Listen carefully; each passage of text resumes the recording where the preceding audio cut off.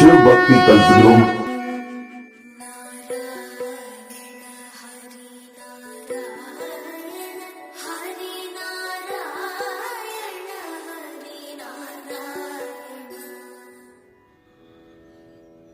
स्वस्ति श्री गणेशाय नमः। श्री सरस्वत्यै नमः। श्री गुरुभ्यो नमः।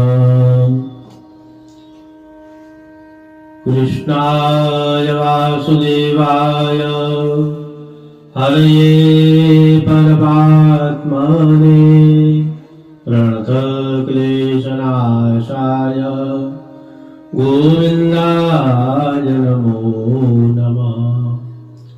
सदाशिवसमारम्भां शङ्कराचार्यमध्यमाम् अस्मदाचार्यपर्यन्तां वन्दे गुरुपरम्पराम्। नारायण नारायण नारायण।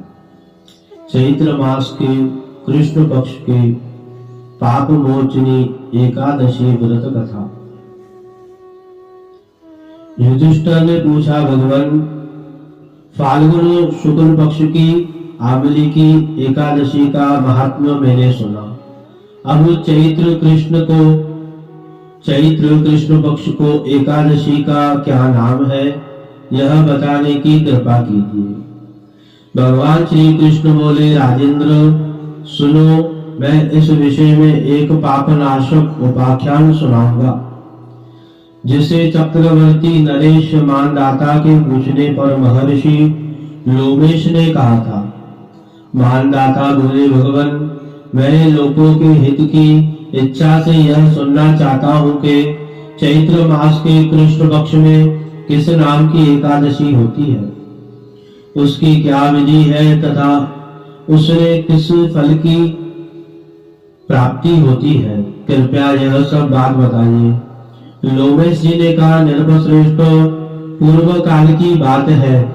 अप्सराओं से सेवित चैत्र रथ नाम के वन में, जहाँ गंधर्वों की कन्या अपने किंकरों के साथ बाजे बजाती हुई विरह करती है, मंजू घोषा नाम की अप्सरा मुनिवर मानदाता को मोहित करने के लिए गई।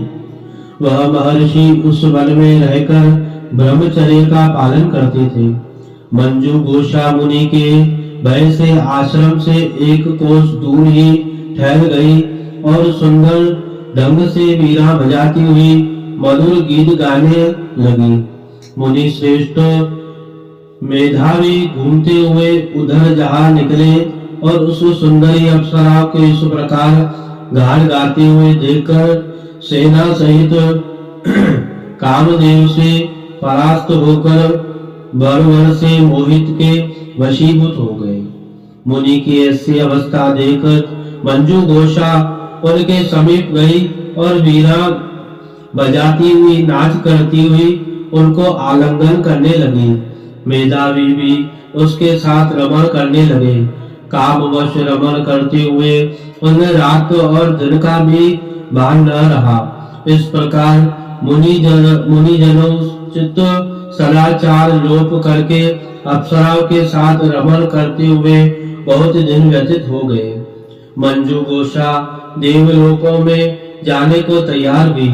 जाते समय उसने मुनि श्रेष्ठ मेधावी से कहा, ब्राह्मण, अब मुझे अपने देश जाने की आज्ञा दीजिए। मेधावी बोले, देवी, अब तक सवेरे की संध्या नहीं हो जाए तब तक तुम मेरे साथ ही ठहरो। अप्सरा ने कहा, विप्रवर, अब तक न जाने कितनी संध्या चली गई, मुझ पर कृपा करके बीते हुए समय का विचार तो कीजिए। लोमेश जी कहते हैं, राजन, अप्सरा की बात सुनकर मेधावी के नेत्र आश्चर्य से चकित हो उठे। उस समय उन्होंने बीते हुए समय का हिसाब लगाया तो मालूम हुआ कि उसके साथ रहते हुए 57 वर्ष हो गए। उसे अपनी तपस्या का विनाश करने वाली जानकर मुनि को उस पर बड़ा क्रोध हुआ। उसने शाप देते हुए कहा, पापनी, तू पिशाचिनी हो जा। मुनि के शाप से दग्ध होकर वह विनय से नतमस्तक हो बोली, विप्रवर, मेरे शाप का उद्धार कीजिए। 7 वाक्य बोलने, 7 पद साथ साथ चलने मात्र से ही सत्पुरुषों के साथ मैत्री हो जाती है। ब्राह्मण, मैंने तो आपके साथ अनेक वर्ष व्यतीत हो गए हैं, अतः स्वामी मुझ पर कृपा कीजिए। मुनि बोले, बदले मेरी बात सुनो, यह शाप से उद्धार करने वाली है। क्या करूं, तुमने मेरी बहुत बड़ी तपस्या नष्ट कर डाली। चैत्र कृष्ण पक्ष में जो शुभ एकादशी आती है उसका नाम पाप मोचनी है।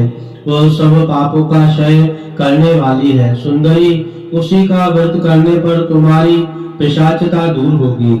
ऐसा कहकर मेधावी अपने पिता मुनिवर चवन के साथ आश्रम पर गए। उन्हें आया देख चवन ने पूछा, बेटा यह क्या किया? तुमने तो अपने पुण्य का नाश कर डाला।